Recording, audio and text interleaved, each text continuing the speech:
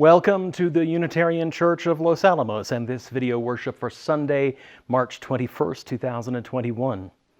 As Unitarian Universalists, we affirm and promote the inherent worth and dignity of all people and gather together in a free and responsible search for truth and meaning.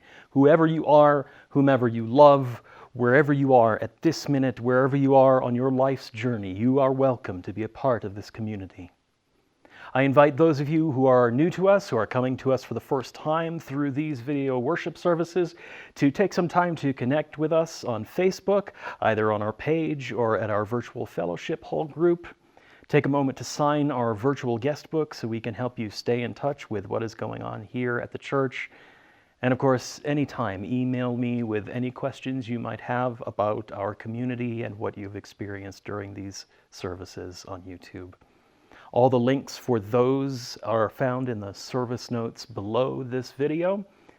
We are glad you are with us today, even at this distance. And we look forward to seeing you in person soon.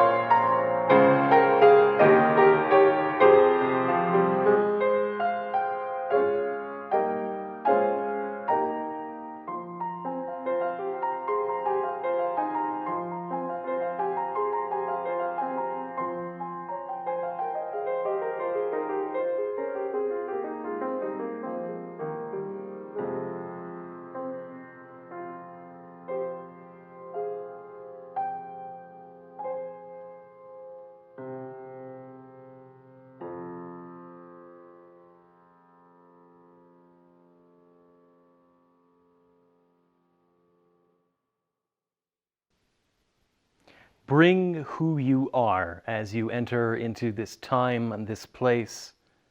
Bring your best self and your struggling self.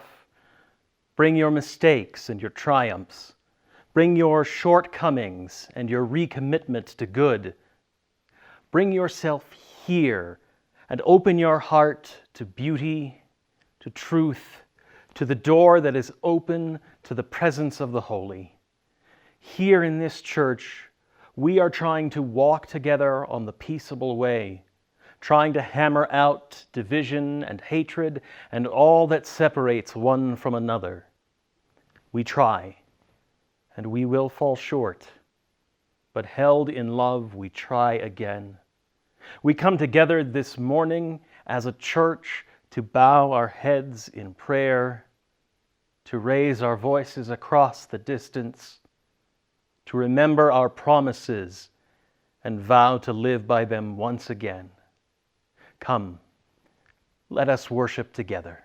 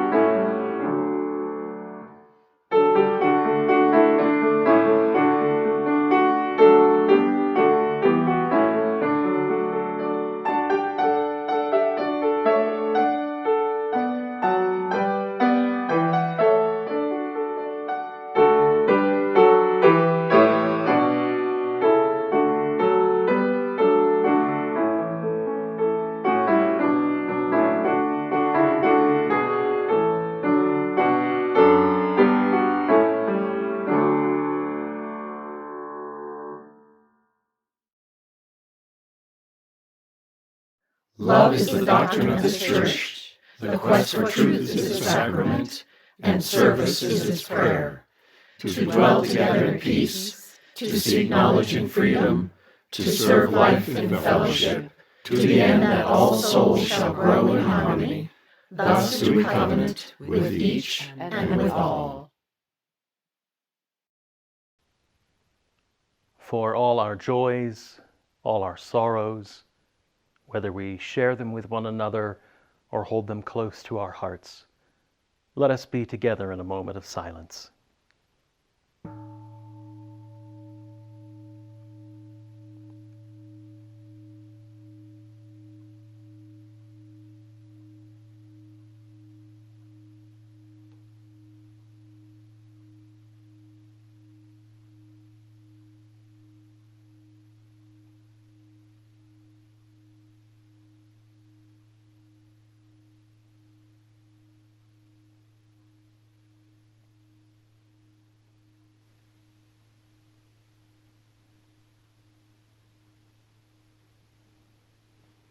Please join with me now in a spirit of prayer and reflection.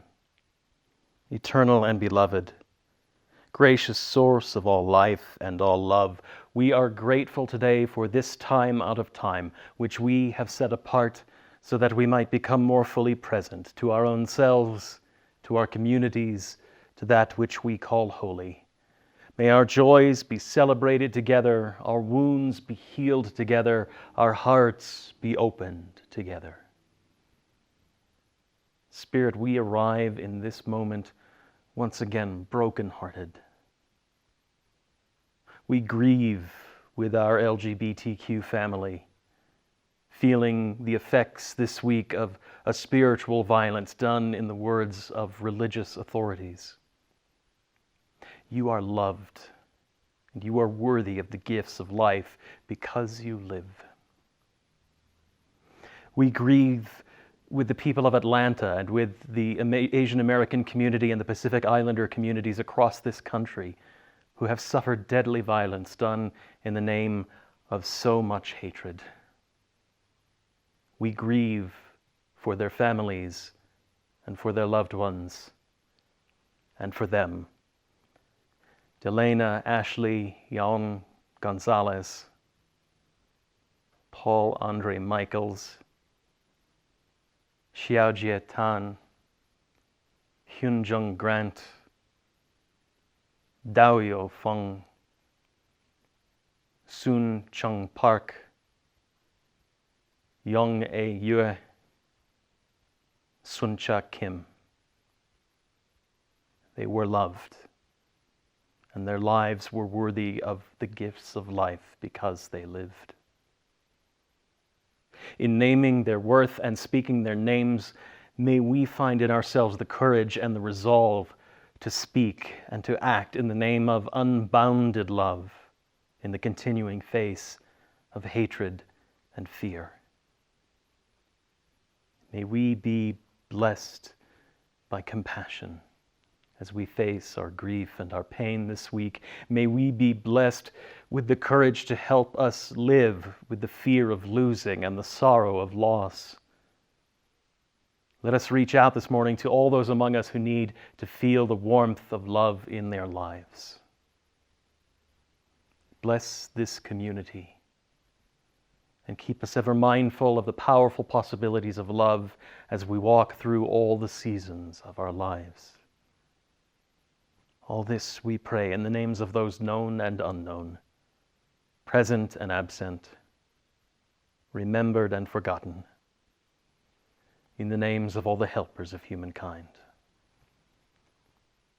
Amen.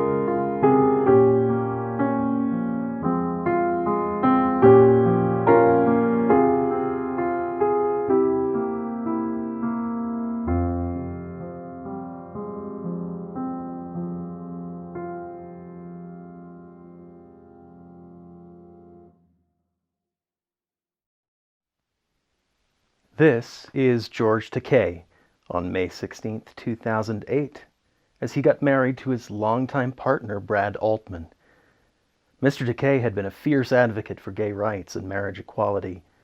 He and Brad were the first couple to obtain a marriage license in their West Hollywood community after the Supreme Court made marriage equality the law of the land. This is also George Takei in his role as Lieutenant Sulu on Star Trek. George played the character through 3 seasons on television and 6 feature films. His character, Sulu, was a physicist and an officer in the fictional Starfleet of the series. In the mid-1960s, when the series debuted, it was a significant first to see a character and an actor who was Japanese American serving in a position of such high status. And this is also George Takei, around the age of 5, in 1942, when he and his family were taken from their home in California and sent all the way to Arkansas to live in what was called an internment camp. In 1941, the United States went to war with Japan. Prejudice against Asian Americans was already high, and bigotry against Japanese Americans got worse as the war began. Fearful Americans convinced themselves that Japanese Americans were part of the enemy, and the president signed a decree that allowed the U.S. military to round them up and force them to live in camps, excluded from the rest of American society. Conditions in the camps were bad. Labor was forced, and it was all considered necessary for the war effort. It is an unhappy piece of our history in this country. Some people today still think it was the right thing to do. That's why listening to the stories told by people who lived through internment, people like George Takei, is so important. This is George Takei, telling the story of his childhood in the Japanese internment camps of World War II. My mission in life, he says, has been to raise awareness of this chapter of American history to my fellow Americans, because this is an American story. It happened to the U.S. Constitution, and I'm always taken aback when I say to people something about my childhood imprisonment, and they can't believe that this happened in the United States. Stories like George's are important to hear. It's important to hear the voices of people who have experienced firsthand the results of hatred and racism in our country, because it lets us know that this is not just history, but the real lives of real people. It's important to hear stories like George's, because they prove the lie that is contained within people's prejudice.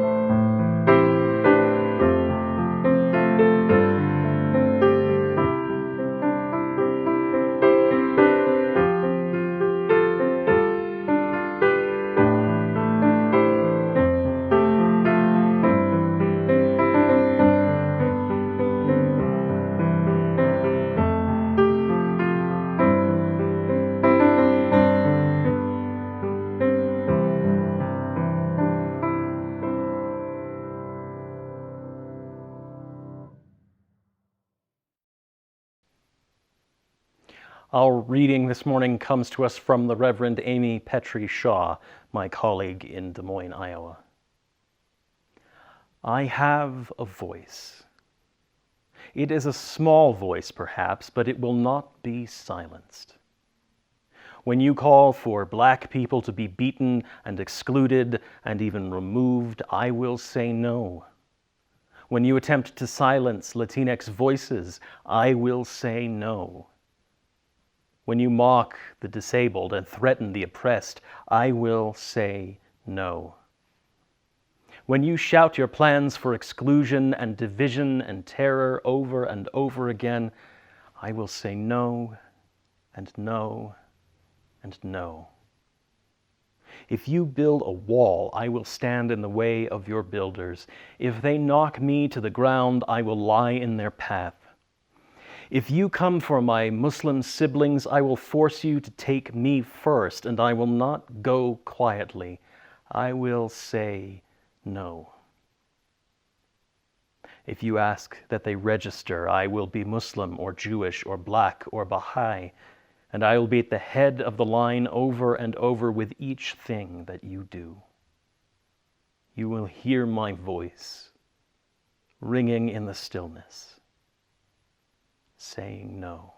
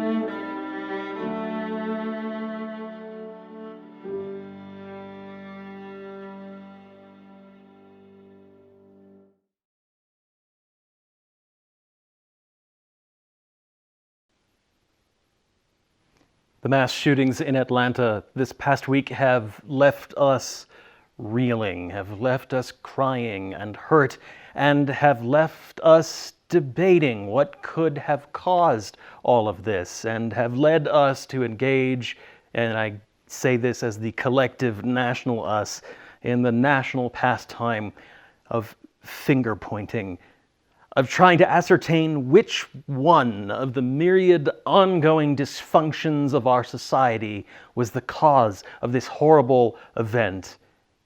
And I put the emphasis on the one. Which one of these dysfunctions? Because we, as people, as humans, love the simple answer. Especially the one simple answer that might seem like it is the easiest to quote-unquote solve. Especially the one that doesn't cause us to reflect on our own part in the system of that dysfunction. We want to avoid pointing the mirror back in our own direction because what we see in there might be closer than it appears. Straight white men, especially, will perform Cirque du Soleil-level contortions to avoid any answers that might force us to take a closer look at our own roles or our own responsibilities or even what we gain in ongoing systems of bigotry and oppression in this country. Which is why we watch leaders on a national level and a state and a local level, even the ones we trust, desperately avoiding naming race as a factor in this week's killings, desperately wanting to talk about anything but bigotry and hatred against Asian Americans and members of the Pacific Islander community here in this country, despite the fact that we can trace an unbroken line from the Chinese Exclusion Act to the Japanese internment camps to today's racist coronavirus conspiracies. And this is why a white sheriff's spokesperson can stand in front of us and blithely write off mass murder committed by another white man as just an individual having a bad day. And we watch all of this, and we roll our eyes, and we rage against it all because we know that there isn't just one reason for the events in Atlanta this week. This is not just a gender issue. It is not just a psychosexual issue. It is not just an easy access to guns issue. It is not just a racial issue. 8 people are dead because all of these reasons and more. I am enraged this week once again at our ongoing national denial of the intersection of oppressions, of the interconnected nature of all of our bigotries. I am enraged that these entwined hatreds still exist. And at the same time, I'm tired of all of my rage. Because what does it get me? Because the reasons and the problems are enormous, and I am still so small. I've spoken a lot in general the last few weeks as we explore commitment about the feeling of being overwhelmed by the enormity of everything. And I've talked about it a bit in the abstract, but here it is this week, a concrete example of just how we get so overwhelmed when we can see the depth and the breadth of the truth that people will not speak. It is exhausting, and it is a roadblock. And how are we supposed to fix any of this in our own small selves? And John, you keep exhorting us to live into a commitment to be the hands of love in the face of all this, and I still can't leave my house. Heck, I haven't put on real pants more than 5 times in the last 12 months. What are we asking here? And I know, I'm right there with you. I know everything is just too everything. And I know I've said time and again, in the face of all that overwhelms, it is hard to know where to start. But then sometimes the answers make themselves obvious.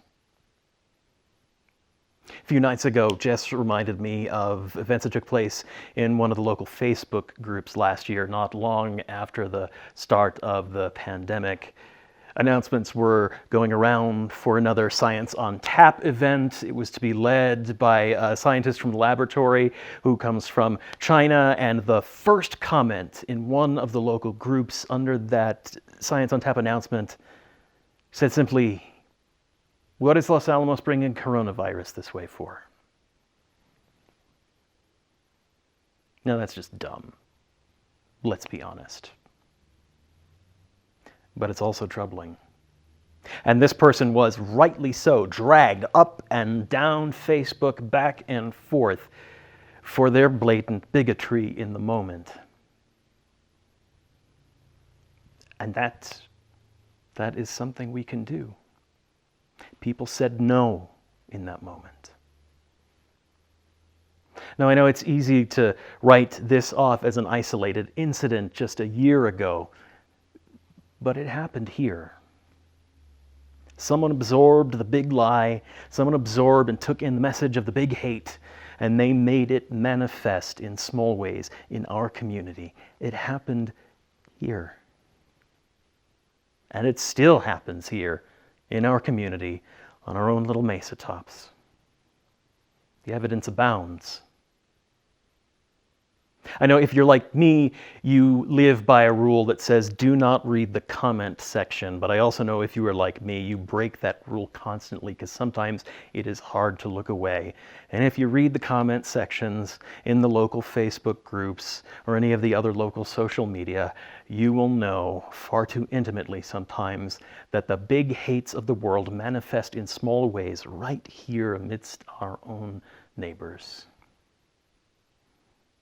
And as a side note, if you don't read the comment section, if you do make it a practice not to do that, if it's something you are doing for your own mental health, and I wish I could stick to it myself, that is an absolutely valid choice. I'm not suggesting you go out and start reading all the Facebook comments. This is just one example of how we can be aware of what is happening at a local level. I'm sure if we could all sit down together, each one of us could tell a story about ways that they have been aware of hatred and how it manifests in our small community. But as much as we can tell the stories and as much as we can see it happening right in front of us, sometimes we just don't want to believe that it can happen here. And that's because one of the ways that we cope with the overwhelming feelings, one of the ways we cope with everything being to everything and not knowing where to start, is to trick ourselves into imagining that because the world's problems, because the big hates are so enormous, they are happening out there. They are too big for right here. It's a somewhere else problem. If we stay fixed in that mindset, it is easy to let what happens here under our noses escape our notice. I know that the bumper sticker phrase, think globally, act locally, seems trite perhaps in the moment, but it really is what I'm asking us to apply here. Because if we can shift our perspective away from the out-there-ness of the problem, if we can shift our perspective to a point where we can accept that global problems manifest at the atomic community level, all of a sudden, the unmanageable becomes engageable. We cannot single-handedly solve racism, but I can say no to the bigot at the company barbecue. I cannot single-handedly end gender-based violence in this country, but I can say no to manifestations of toxic masculinity when I see them crop up in a Facebook group. In the face of local manifestations of the big hates, we can shout a simple no, and no, and no. we can hold up the mirror so many people try to avoid and reflect words and actions back upon the perpetrators and overwhelm them with the uncomfortable truth of their own hatred. Now, I know confrontation is hard. I know confrontation is uncomfortable. I live with that own truth in myself on a daily basis, but there does come a point where we have to say, in the instances where we can, no, to speak up. Confrontation is hard, but big hate unconfronted does damage to even the smallest of our communities. So confront where you can. Find help doing it where you need. Reach out to your support structures at your work, in your school, in your family, in your church. Reach out to your church friends if you need help and support. Reach out to me. I've got your back. I know everything is too everything. The big hates overwhelm us. But our voices in our local spheres have an outsized power, bigger than any one of us. When we are in doubt where to begin in the face of it all, begin there. You can use your voice in your own small community. And you can do it in your sweatpants from your couch still. And that hardly seems overwhelming at all. Maybe so.